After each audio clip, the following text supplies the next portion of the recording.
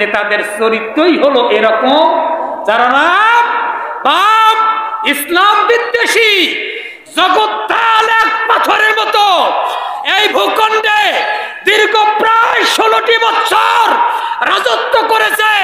গোটা পৃথিবীর মধ্যে এমন নির্লজ্জ বেহায়া কোন শাসক গোষ্ঠী ইতিহাসে দেখিনি যে তাদের পতনের পরেও আবার সেই দেশের মস্তক দখলের চিন্তা ভাবনা করতে পারে। জোরে বলেন ঠিক না বেটি?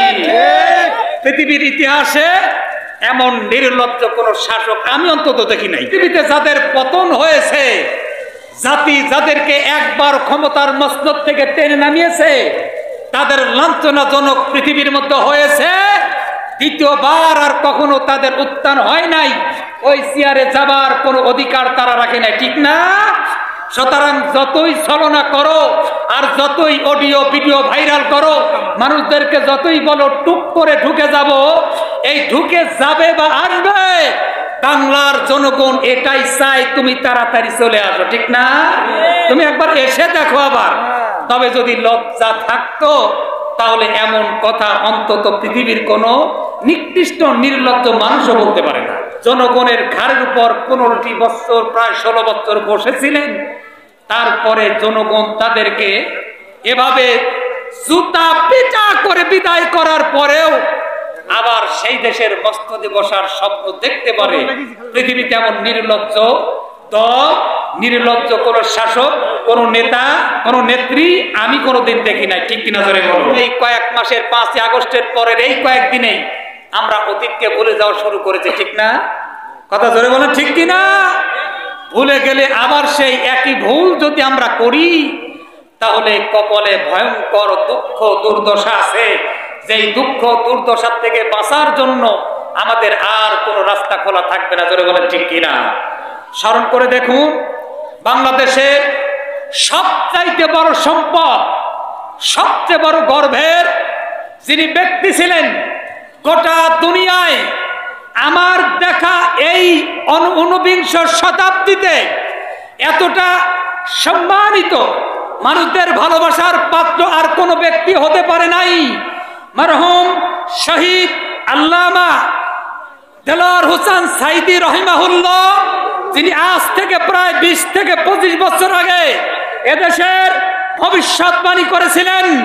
এদেশের পূর্ব গগনে কালো মেঘ দেখা দিচ্ছে, যদি সক্ষমভাবে মোকাবেলা করতে ব্যর্থ হন, এমন ঘন কালো কালো কৃষ্ণ অমাবস্যার রাত্রি আসবে যেটার শুভে সাথী খাওয়া একেবারেই অসম্ভব। আল্লাহ তাআলা কবুল করেছিলেন, কেন নয়? তিনি পৃথিবীর মধ্যে জ্বলন্ত জীবিত এক ওলি ছিলেন। পৃথিবীবাসীর কাছে আজকেও তিনি একজন আল্লাহর ওলি বলে পরিচিতি লাভ করেছেন। এই কারণে তিনি রাজনৈতিক দূরদর্শিতা সম্পন্ন একজন আলেম ছিলেন, একজন ব্যক্তি ছিলেন, আল্লাহর প্রিয় বান্দা ছিলেন। সেই কথাটাই কবুল হওয়ার কারণে দীর্ঘ 16টি বছর এ জাতির উপরে জগদ্দল পাহাড়ের মতো নির্লজ্জ এক জালিম শাসক বসেছিল। দীর্ঘ একটি যুগের বেশি মানুষেরা নির্যাতন এবং কষ্ট দুর্ভোগ পোহাতে হয়েছে। যারা বলেন ঠিক না বেশি, যাদের নেতৃত্বে 16টি বছর পরে জগদ্দল সেই পাহাড়কে এদেশ থেকে জুতা পিটা করে বিদায় করতে জাতি সক্ষম হয়েছে। যারা বলেন ঠিক না বেশি, তারা মুক্তিযোদ্ধার চেতনায় বিশ্বাসী হয়ে দীর্ঘ 15 এবং 16টি বছর আমাদের দেশ এবং জাতিকে, এই তরুণ প্রজন্মদেরকে ধোঁকা দিয়েছে। এমপি নাজিমউদ্দিনের নাম ভুলে গিয়েছেন, যিনি প্রকাশ্যে এই বৃদ্ধ বয়সেও তিনি নাকি নিজেই মুক্তিযোদ্ধা, সেই মুক্তিযোদ্ধা হয়ে এই 20 শতাব্দীতে সেও তিনি যে নির্লজ্জ কাজ করেছেন তার ভিডিও ফুটেজও ভাইরাল হয়েছে। তার সেই ভিডিও ক্লিপ গোটা নেট দুনিয়ায় কিন্তু ছড়িয়ে গিয়েছে। আর তারা অভিযোগ করেছে আমাদের আল্লামার নামে যে 1971 সনে তিনি নারীদেরকে ধর্ষণ করেছেন, মানুষদেরকে খুন করেছেন। আল্লাহ তাআলা তাদের মুখোশ খুলে দিয়েছেন। যারা অন্যের উপরে খুন, গুম এবং ধর্ষণের অভিযোগ দিয়েছে, আল্লাহ পৃথিবীতেই তাদেরকে ঠিক একই অপরাধী করে লাঞ্ছিত করে পৃথিবীতে তাদেরকে অপদস্থ করেছেন, ঠিক কিনা জোরে বলুন। সেই মুক্তিযোদ্ধা এবং মুক্তিযোদ্ধার চেতনায় যারা বিশ্বাসী হয়ে জাতিকে ধোঁকা দিয়েছে তাদের একজন এমপি ছিলেন এই নাজিমউদ্দিন। ভিডিও ক্লিপ এখনো ভাইরাল। আমার কথা হলো যে এই প্রজন্মে এই 49 শতাব্দীতে সেও যারা একজন আপনার তার কাজের মেয়ে ছিল তার সঙ্গে সেই অপকর্মে লিপ্ত হতে পারে। 1971 সনে আমাদের দেশের মা বোনদের কারা ধর্ষণ করেছে এটা জাতি অনেক আগেই বুঝে গিয়েছে, জোরে বলেন ঠিক না?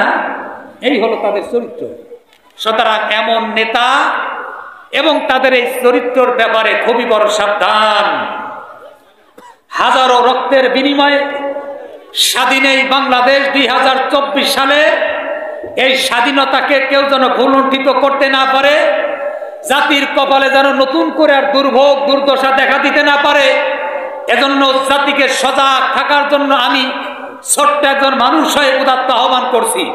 যদি আমরা নাজাত পেতে চাই, পৃথিবীতে কল্যাণ পেতে চাই, এই ধরনের নোংরা হাবিজাবি নেতাদের আদর্শকে বাদ দিয়ে জীবনের সর্বক্ষেত্রে মুহাম্মদ সাল্লাল্লাহু আলাইহি ওয়াসাল্লামের আদর্শকে বাস্তবায়ন করার চেষ্টা করবে ইনশাআল্লাহ।